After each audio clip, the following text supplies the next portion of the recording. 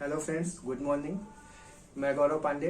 Maths world गौरव sir YouTube channel पे पिछले part 3 lecture में जो है ट्रिग्नोमेट्री के टेबल्स डिस्कस किया था कि कैसे उसको लर्न रख सकते हैं, और 3 ट्रिग्नोमेट्रिक आइडेंटिटीज को डिफरेंट फॉर्मेट में लर्न रखने के लिए बताया था कि कैसे 3 डिफरेंट फॉर्मेट में लर्न रख सकते हैं, और कुछ कम्प्लीमेंट्री एंगल्स कुछ जो है वो कंपेयर किए थे।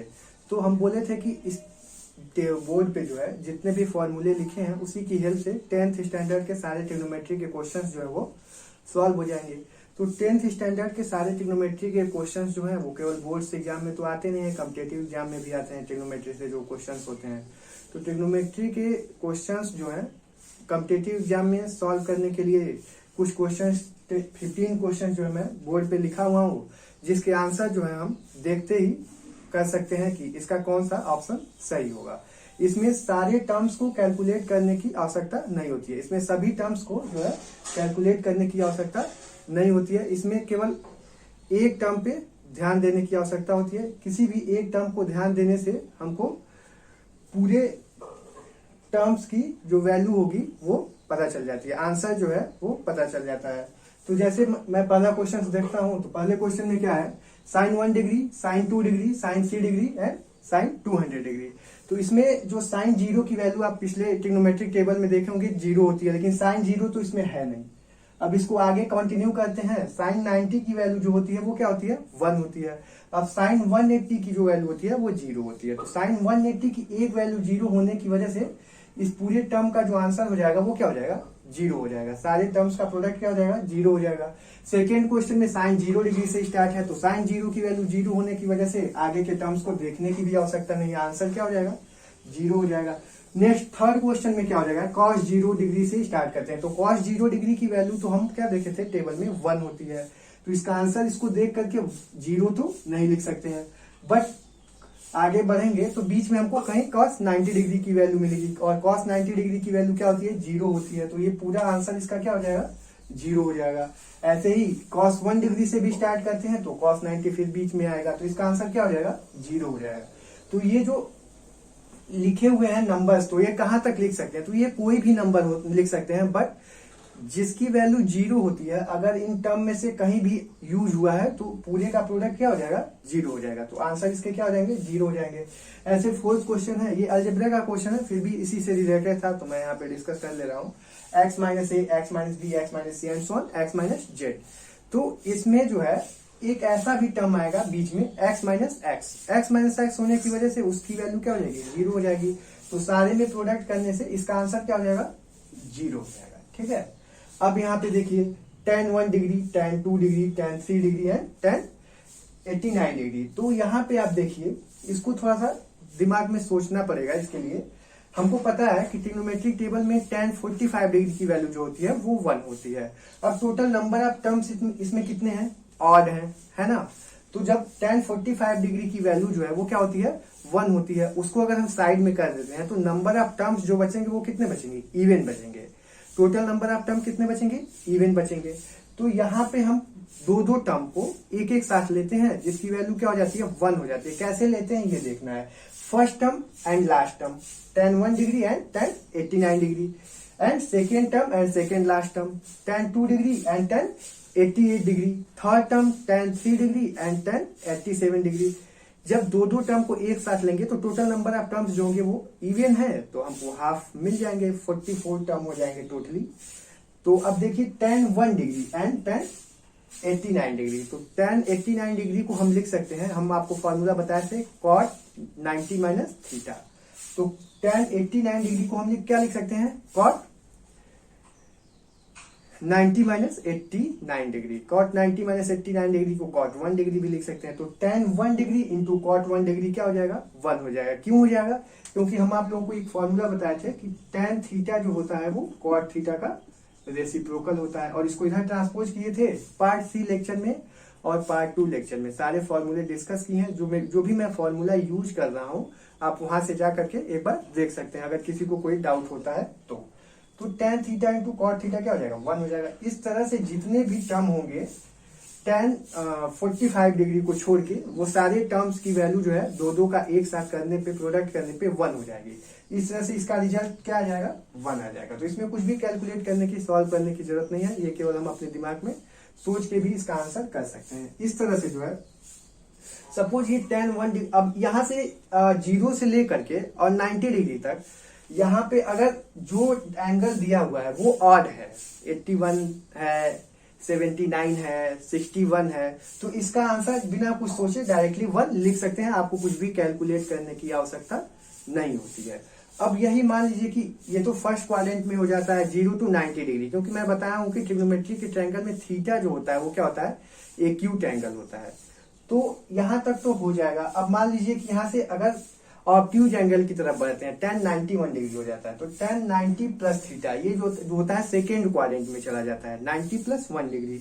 और सेकेंड क्वाड्रेंट में जो होता है वो tan जो है वो और cot नेगेटिव होता है, tan और cot जो है वो थर्ड क्वाड्रेंट में पॉजिटिव होता है, जो कि आगे के क्वेश्चन है, इंटरमीडिएट लेवल के क्वेश्चन है। फिर भी एग्जाम में पूछता है तो हम इसका आंसर आपको डायरेक्टली बता देते हैं।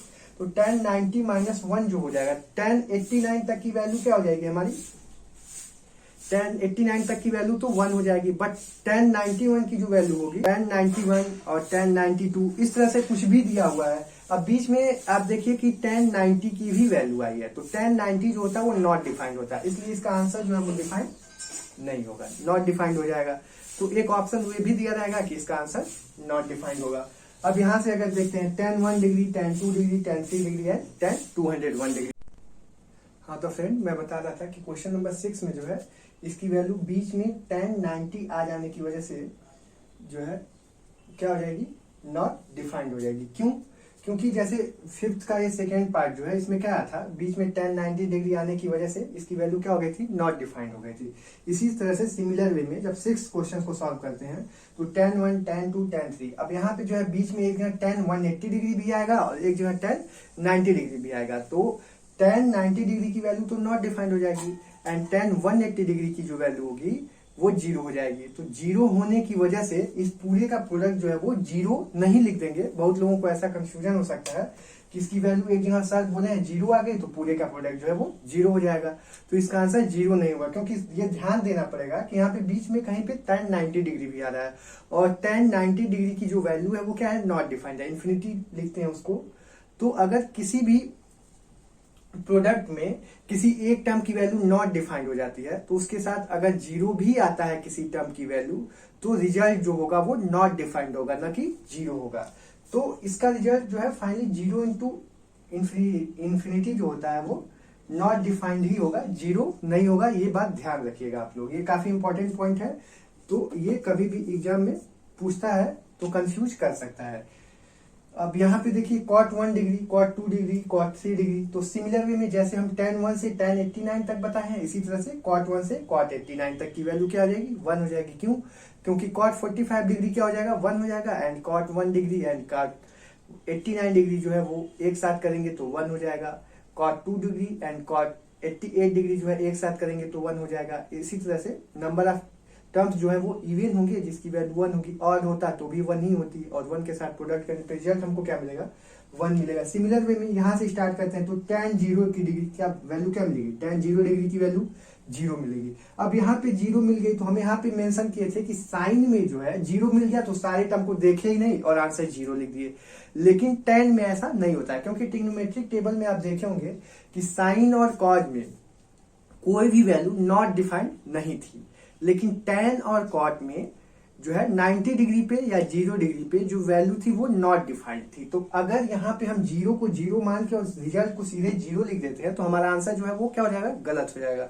और बहुत सारे बच्चे ऐसी गलती कर सकते हैं एग्जाम में, जो कि नहीं करनी है आपको। यहाँ पे ध्यान रखना कि आगे के टर्म में tan 90 आया है या नहीं आया है। अगर tan 90 या कोई ऐसी और वैल्यू है जिसका आंसर जो है वो नॉट डिफाइंड आता है तो रिजल्ट जो है वो क्या आएगा, नॉट डिफाइंड आएगा। ठीक है। अब ऑप्शन जो आपका दिया जाएगा उसमें नॉट डिफाइंड भी एक ऑप्शन दिया रहेगा और एक ऑप्शन में 0 भी दिया रहेगा और एक ऑप्शन में 1 भी दिया रहेगा, तो -1 भी दिया रहेगा। तो tan वाले क्वेश्चंस में ऐसा कंफ्यूजन क्रिएट करने के लिए कई सारे वैल्यू कहां से कहां तक दिया है ये मैटर करता है कि इसका आंसर क्या होगा। सारे टर्म्स को ध्यान से देख लेंगे तो हमको आंसर क्लियर हो जाएगा। ठीक है। अब cot 1 डिग्री से स्टार्ट करते हैं, तो cot 1 डिग्री की वैल्यू, cot 2 डिग्री की वैल्यू, ऐसे ही बीच में cot 90 डिग्री। अब इसमें नॉट डिफाइंड की जो वैल्यू थी वो कहाँ थी, cot 0 डिग्री पे, तो वो तो हम यहाँ से निकाल दिए हैं पहले से ही, तो नॉट डिफाइंड, तो इसका आंसर नहीं आएगा। अब यहाँ से cot 1 से स्टार्ट करते हैं और कहाँ तक गए हैं, cot 101 तक गए हैं, या कोई भी वैल्यू है, तो cot 90 डिग्री की वैल्यू 0 होने की वजह से इसका आंसर क्या हो जाएगा, 0 हो जाएगा। अब देखिए ये एक बहुत अच्छा क्वेश्चन है और बहुत इंपॉर्टेंट क्वेश्चन है।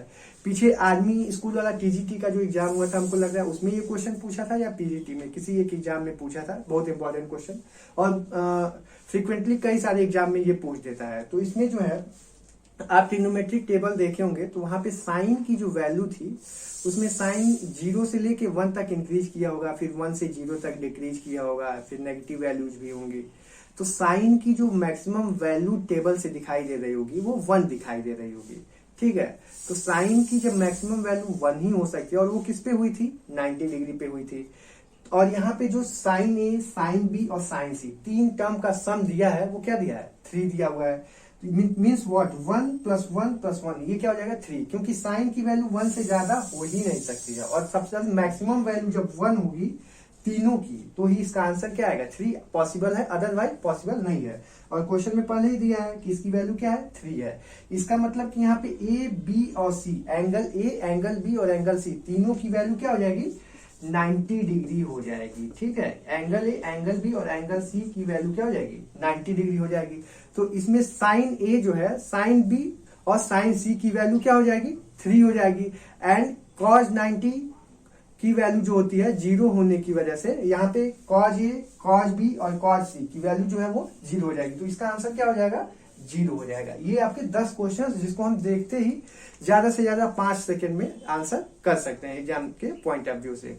ओके, तो अब तो मैं यहाँ पे ये 10 क्वेश्चन डिस्कस किया, जिसमें angle A, angle B, angle C की वैल्यू जो थी वो शायद नीचे दिखाई नहीं दे रही होगी, तो यहाँ पे 90 डिग्री लिए हैं। क्यों, क्योंकि ये अपनी मैक्सिमम वैल्यू पे साइन जो है 1 होता है, और 1 होगा तभी तीनों का सम 3 होगा, अदरवाइज हो नहीं सकता है, पॉसिबल नहीं है। तो ए की वैल्यू, बी की वैल्यू और सी की वैल्यू 90 डिग्री होने की वजह से cos 90 और cos 90 यानी कि 0 + 0 + 0, इसका आंसर क्या हो जाएगा, 0 हो जाएगा। तो इसको देख के और परेशान होने की आवश्यकता नहीं है।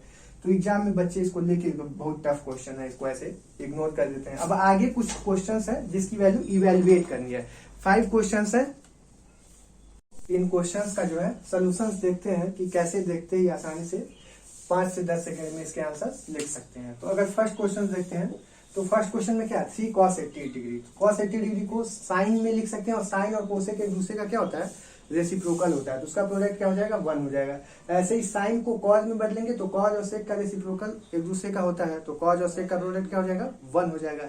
ये हमको दिमाग में रखना पड़ेगा। तो इस फॉर्मूले से, जो कि हम कम्प्लीमेंट्री एंगल को कंपेयर करके लिखे थे, यहाँ से चेंज करके लिख सकते हैं। तो फर्स्ट टर्म में क्या हो जाएगा, 3 sin 90 माइनस जो है 80 डिग्री इंटू कोसेक 10 डिग्री, और plus 2 cos 90 minus 59 degree into sec 31 degree. अब इसको अगर सॉल्व करेंगे, सिंप्लीफाई करेंगे, तो ये क्या हो जाएगा, 3 sin 10 degree into cosec 10 degree, और plus 2 cos 31 degree into sec 31 degree. तो अब इसका जो आंसर जाएगा, हम बताए थे ना, sine theta equal to 1 cosec theta होता है, और cos theta equal to 1 sec theta होता है। तो दोनों को जब एक तरफ ट्रांसपोज किए थे, तो उसका प्रोडक्ट क्या था, 1। तो एंगल दोनों का सेम हो गया ना, हमको एंगल सेम बनाना था, बस यहाँ पे यही हम चेंज किए कि दोनों एंगल्स को क्या किए, सेम कर दिए।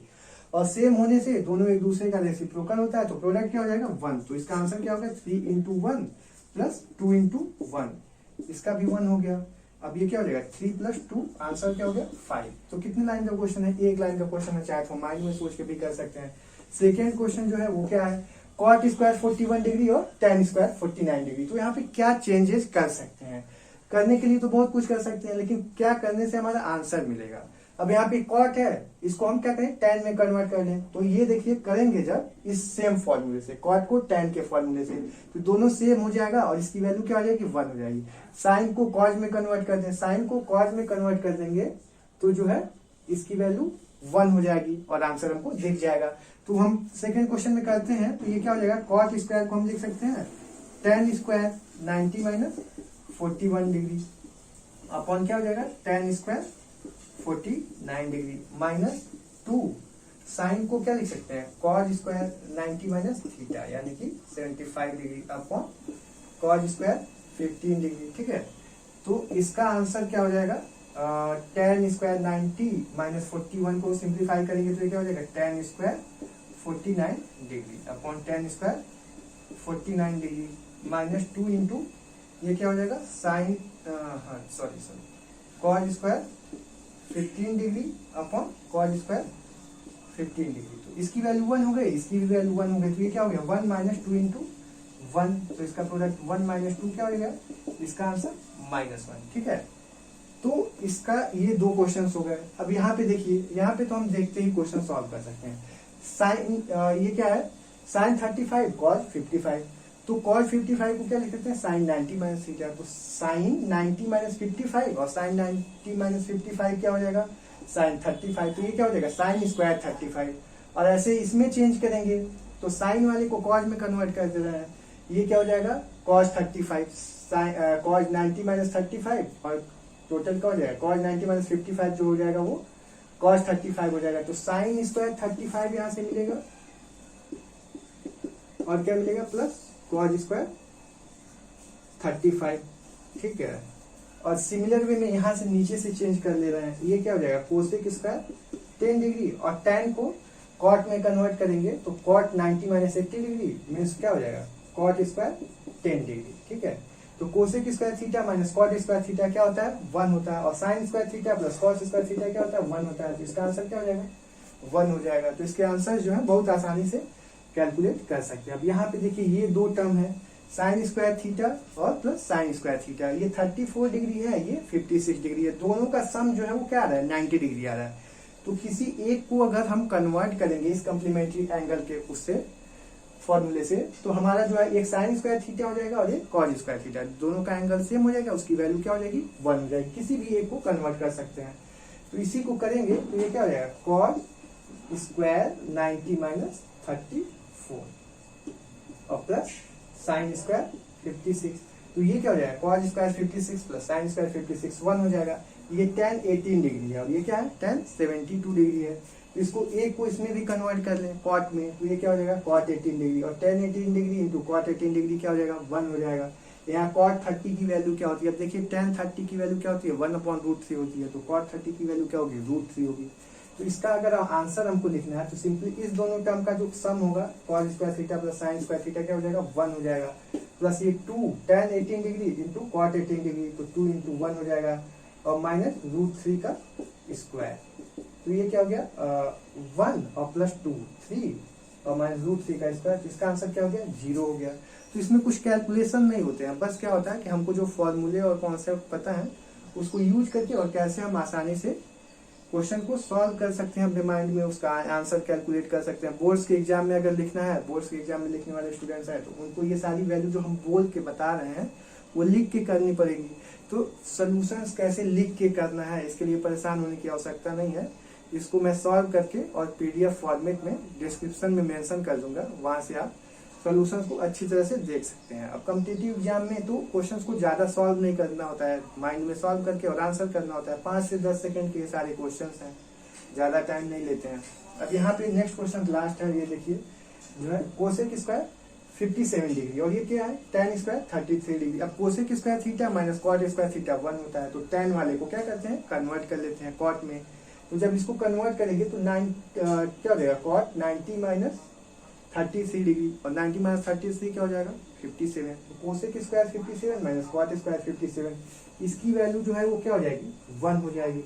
सिमिलर वे में यहाँ पे क्या है cos 44 और ये क्या है कोसेक 46, तो cos को साइन में बदलेंगे तो ये साइन 46 हो जाएगा, sine 90 minus theta sine 90 minus 44 degree क्या हो जाएगा जो है साइन 46 डिग्री और sine 46 degree into cosec 46 degree, इसकी वैल्यू क्या हो जाएगी 1 हो जाएगी। क्यों, क्योंकि दोनों एक दूसरे का क्या होता है रेसिप्रोकल होता है। ठीक है, अब यहाँ पे आइए तो cos 45 डिग्री की वैल्यू हम लोग ट्रिग्नोमेट्रिक टेबल से देखे थे, पार्ट 3 में होगा, वहां से देख सकते हैं, तो ये क्या हो जाएगा 1/√2 हो जाएगा और माइनस tan 60 डिग्री की, तो tan 30 की क्या थी 1/√3, तो tan 60 की भी क्या होगी 1/√3 हो जाएगी। ये रूट 3 का क्या हो गया, स्क्वायर हो गया। अब इसको बस आंसर लिखना है। 1 + 1 क्या हो गया, 2, रूट 2 से रूट 2 कैंसिल, क्या हो गया -1, और रूट 3 का स्क्वायर क्या हो गया आपका -3। तो इसका आंसर क्या हो गया, -1 -3, 2 - 4, आंसर क्या हो गया -2। तो इसके आंसर क्या हो गए -2 हो गए।